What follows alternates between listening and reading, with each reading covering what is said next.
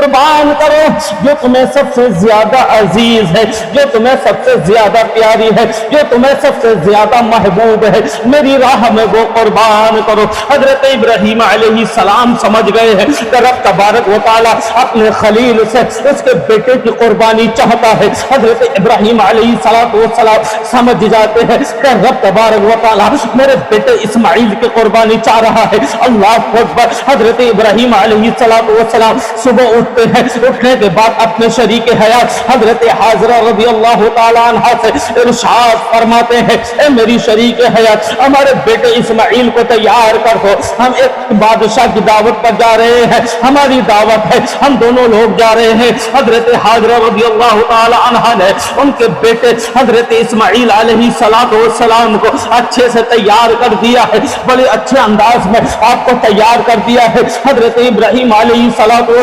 اپنے بیٹے حضرت اسماعیل علیہ السلام کو ساتھ میں لیتے ہیں اور ساتھ میں حضرت اسماعیل بھی ہے، اور آپ نے اپنی آستین میں ایک چھری چھپا رکھی ہے اور ایک ہاتھ میں رسی لے لی ہے۔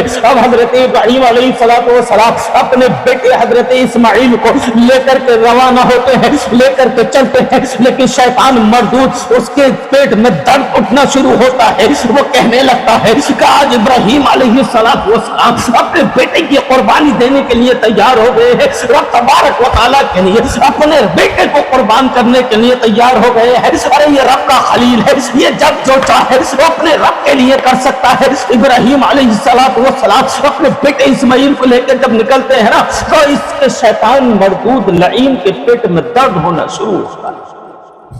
یہ بہکانے کے لیے حضرت حاضرہ رضی اللہ تعالی عنہ کی بارگاہ میں حاضر ہوتا ہے اور کہنے لگتا ہے کہ آپ کو معلوم ہے، آپ کا لخت جگر نور نظر، آپ کا بیٹا کہاں گیا ہوا ہے؟ اللہ اکبر۔ حضرت حاضرہ نے ارشاد فرمایا، ہاں میرا بیٹا ایک دعوت پر گیا ہوا ہے۔ کہنے لگا شیطان نہیں، وہ دعوت پر نہیں گیا ہے، بلکہ ان کے باپ انہیں قربان کرنے کے لیے لے کر گئے ہیں، ان کے باپ ان کی قربانی دینے کے لیے گئے ہیں۔ اللہ اکبر۔ حضرت حاضرہ رضی اللہ تعالیٰ عنہ ارشاد فرماتی ہے، سن، آج تک کسی باپ نے اپنے بیٹے کو قربان کیا ہے؟ کسی باپ نے اپنے بیٹے کی قربانی دی ہے جو اپنے بیٹے کو قربان کرنے کے لیے وہ لے کر گئے ہیں؟ اللہ اکبر۔ شیطان کہنے لگا، بولے نہیں میں صحیح کہہ رہا ہوں، وہ اسے قربان کرنے کے لیے لے کر گئے ہیں۔ بولے تو کیسے کہہ رہا ہے؟ بولے رب کا حکم ہے۔ حضرت حاضرہ مسکراتی ہے اور ارشاد فرماتی ہے، سن، اگر رب کا حکم ہے تو میرا ایک بیٹا اسماعیل ہے، اگر میرے پاس 100 اسماعیل ہوتے تو رب کی بارگاہ میں ایک ایک کر کے قربان کر دوں۔ اس کا یہ وار یہاں سے نہیں چلتا ہے، فیل ہو جاتا ہے، دوڑا آپ کے پیچھے لگنے کی کوشش کرتا ہے، آپ کے پیچھے جاتا ہے، لیکن یہ دیکھیں محبت، یہ دیکھیں حضرت ابراہیم علیہ السلام کی محبت رب تبارک و تعالی سے، کہ ادھر بیٹے سے بھی محبت ہے، ادھر رب سے محبت ہے۔ لیکن یہ معاملہ کب سامنے آیا تھا؟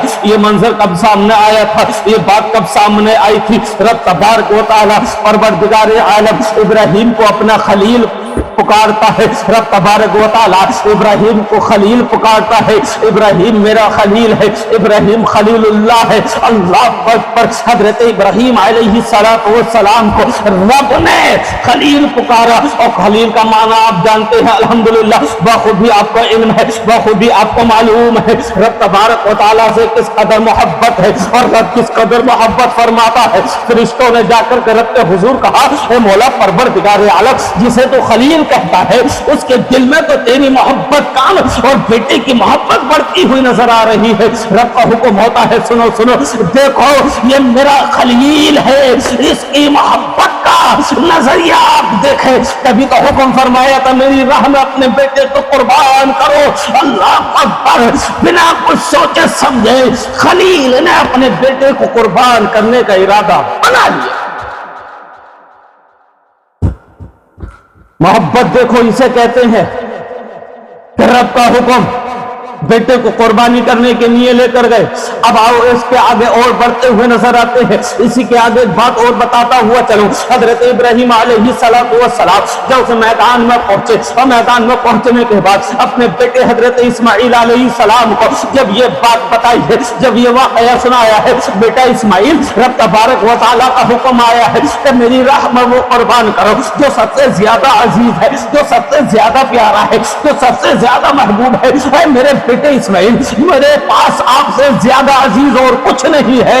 رب تبارک و تعالیٰ تمہاری قربانی چاہتا ہے, بتاؤ تمہارا ارادہ کیا ہے. اللہ اکبر. حضرت اسماعیل علیہ السلام عرض کرتے ہیں والد محترم, جو رب کا حکم ہے وہ ماننے کے لیے آپ کا بیٹا تیار ہے, آپ خوشی خوشی مجھے رب کے لیے قربان کر دیجیے.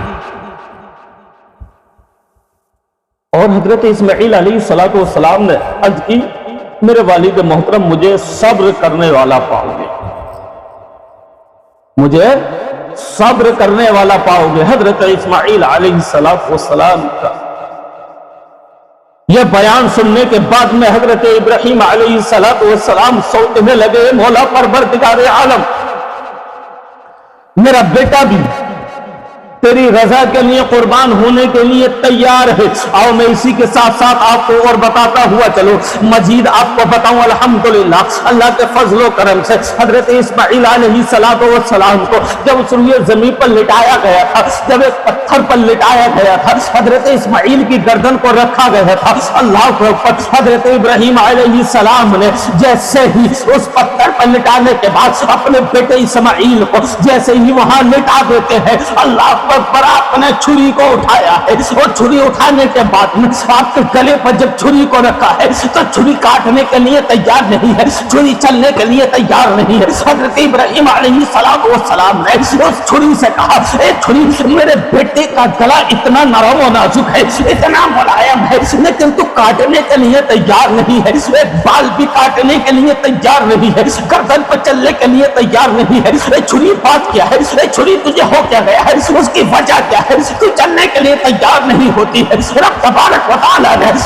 چھری کو بولنے کی طاقت عطا فرمائی, اسے قوت عطا فرمائی. چھری کہنے لگی, اے اللہ کے خلیل یہ تو بتائیے, نارے نمرود میں جب آپ کو ڈالا جا رہا تھا, اس آگ کے گڑھے میں جب آپ کو ڈالا جا رہا تھا, اس کے شعلے جب ہواؤں سے بات کر رہے تھے, وہ بھڑکی ہوئی آگ تھی, وہ جلتی ہوئی آگ تھی. اس آگ کے اندر جب آپ کو ڈالا گیا تھا, یہ بتائیے اللہ کے خلیل کہ آپ کو جب اس آگ میں ڈالا گیا تھا تو اس آگ نے آپ کو جلایا کیوں نہیں؟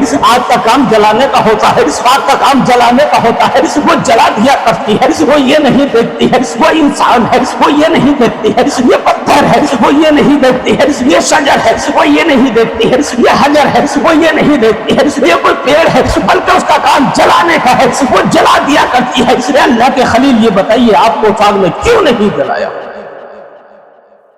اس آگ نے آپ کو کیوں نہیں جلایا؟ حضرت ابراہیم خلیل اللہ ارشاد فرماتے ہیں کہ اس آگ کو رب تبارک و تعالیٰ کا حکم ہو گیا تھا کہ میرے خلیل کو جلانا نہیں ہے, میرے خلیل پر کوئی, اس آگ نے مجھے نہیں جلایا, رب کا حکم تھا. اللہ کو اکبر. چھری نے عرض کی, اے اللہ کے خلیل سن لیجئے, آپ کو تو صرف ایک مرتبہ حکم دیا گیا تھا کہ ابراہیم کو جلانا نہیں ہے, ابراہیم کو تکلیف پہنچانا نہیں ہے, لیکن سن اللہ کے خلیل, رب تبارک و تعالیٰ نے مجھے ایک دو مرتبہ نہیں بلکہ 70 مرتبہ یہ حکم فرمایا ہے کہ اسماعیل کے گردن پہ چل مت جانا. یہ بتائیے اب میں خلیل اللہ کی مانوں یا پھر اللہ کی مانوں؟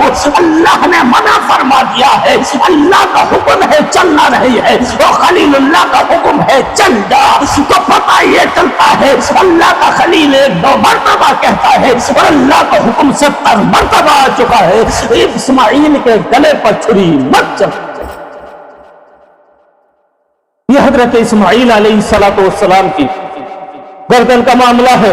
बात को तवील ना करते हुए मुख्तसर से अल्फाजों में सुन लीजिए। आपको एक चीज और यहीं पर बताता हुआ चलो, हजरत इस्माइल अलैहिस्सलाम की गर्दन को बचा दिया जाता है और हजरत जिब्राइल अलैहिस्सलाम उस मकाम पर दुम्बे को ला कर रख दिया करते हैं। हजरत इब्राहिम अलैहिस्सलाम ने जैसे ही छुरी को चलाया है, दुम्बा जुबा हो गया है, दुम्बा जुबा हो जाता है, दुम्बे की गर्दन जुदा हो जाती है, वो अलग हो जाती है, वो दुम्बा वहां पर कट जाता है। अल्लाह अकबर। हजरत इब्राहिम अलैहिस्सलाम ने देखा कि यहाँ पर दुम्बा कट चुका है। अल्लाह अकबर। एक सवाल ये भी आता है कि उस दुम्बे के गोश्त का क्या हुआ?